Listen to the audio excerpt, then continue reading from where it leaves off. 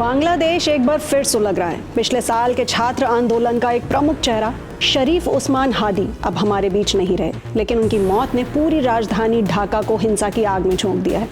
वैसे सिर्फ यही नहीं, बांग्लादेश में ही एक हिंदू युवक को बेहद निर्मम तरीके से जिंदा जला देने की खबर भी सामने आई है, जो साबित करती है कि यहाँ हालात कितने ज्यादा बिगड़ चुके हैं। आखिर यहाँ क्या क्या हुआ गुरुवार की रात को, और क्यों बांग्लादेश की अंतरिम सरकार को हाथ जोड़कर जनता से शांति की अपील करनी पड़ी, चलिए जानते हैं। जैसे ही उस्मान हादी के निधन की खबर फैली, ढाका के धान मंडी और शाहबाग जैसे इलाके रण क्षेत्र में तब्दील हो गए। प्रदर्शनकारियों ने बांग्लादेश के दो सबसे बड़े अखबारों प्रोथुमा आलो और द डेली स्टार के दफ्तरों पर हमला बोल दिया, इमारतों में आग लगा दी। बाद में सेना और पुलिस ने मौके पर पहुंचकर इमारत में फंसे कुल 28 पत्रकारों को वहां से सुरक्षित निकाल लिया।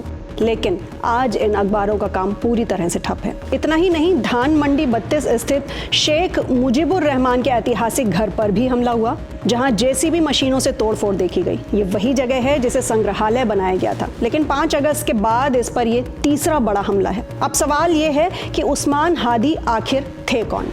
तो हादी पिछले साल शेख हसीना के खिलाफ हुए उग्र छात्र आंदोलन के पोस्टर बॉय थे। वो इंकलाब मंच के सदस्य थे और आने वाले चुनावों में ढाका 8 सीट से निर्दलीय उम्मीदवार के तौर पर चुनाव प्रचार कर रहे थे।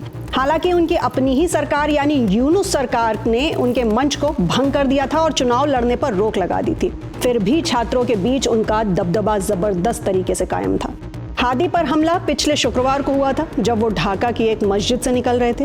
उनके सिर में गोली लगी थी। बेहतर इलाज के लिए उन्हें सिंगापुर ले जाया गया, लेकिन डॉक्टरों की तमाम कोशिशों के बावजूद 18 दिसंबर 2025 को उन्होंने दम तोड़ दिया। गुस्से की ये लहर सिर्फ ढाका तक नहीं रुकी। चटगांव में प्रदर्शनकारियों ने भारतीय सहायक उच्चायुक्त के आवास को निशाना बनाया और वहां जमकर पत्थरबाजी की। पूर्व शिक्षा मंत्री मुहिबुल हसन चौधरी के घर को भी आग के हवाले कर दिया गया। राजशाही और अन्य जिलों से भी लगातार हिंसा की खबरें सामने आ रही हैं। ऐसी ही एक दिल दहला देने वाली हिंसा की बात करें तो बांग्लादेश में ही मचे इस बवाल के बीच कट्टरपंथ का भी एक खौफनाक चेहरा सामने आया है। यहाँ मेमनसिंह जिले में भीड़ ने ईश निंदा के आरोप में एक हिंदू युवक की बेरहमी से हत्या कर दी। मृतक की पहचान दीपू चंद्र दास के रूप में हुई है, जो एक कपड़ा फैक्ट्री में काम करता था और भालुका उपजिला के दुबालिया पारा इलाके में किराए पर रहता था। दिल दहला देने वाली इस घटना में उग्र भीड़ ने हत्या के बाद दीपू चंद्र के शव को एक पेड़ से बांध दिया और उसमें आग लगा दी। जाहिर सी बात है कि यह घटना ऐसे समय पर हुई है जब देश हसीना विरोधी नेता शरीफ उस्मान हादी की मौत के बाद व्यापक हिंसा और प्रदर्शनों की चपेट में है। पुलिस के मुताबिक गुरुवार रात करीब 9 बजे स्थानीय लोगों के एक समूह ने उस पर पैगंबर मोहम्मद के खिलाफ कथित आपत्तिजनक टिप्पणी करने का आरोप लगाया और हमला कर दिया। अब तक इस मामले में कोई औपचारिक FIR दर्ज नहीं की गई है। पुलिस का कहना है कि मृतक के परिजनों का फिलहाल पता लगाया जा रहा है और शिकायत मिलने के बाद कानूनी कार्रवाई शुरू होगी। इस कदर हालात बिगड़ते देख अंतरिम सरकार के मुख्य सलाहकार मोहम्मद यूनुस ने रात करीब 11:20 पर राष्ट्र को संबोधित किया। उन्होंने शनिवार को एक दिन का राजकीय शोक घोषित किया है। यूनुस ने भावुक होते हुए कहा कि हादी की पत्नी और बच्चे की जिम्मेदारी अब सरकार उठाएगी।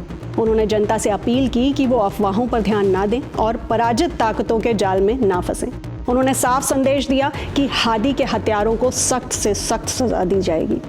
वहीं आज उस्मान हादी का शव सिंगापुर से ढाका लाया जा रहा है। पूरा देश शोक में है, लेकिन डर इस बात का है कि क्या ये गुस्सा और बढ़ेगा? क्या बांग्लादेश की अंतरिम सरकार इस अस्थिरता को संभाल पाएगी? क्या कहना है आपका इस पर? शेयर करें अपने थॉट्स हमें नीचे कमेंट सेक्शन में, और साथ ही साथ बांग्लादेश की स्थितियों से जुड़ी आगे की अपडेट्स के लिए सब्सक्राइब करें आई नेक्स्ट लाइव को।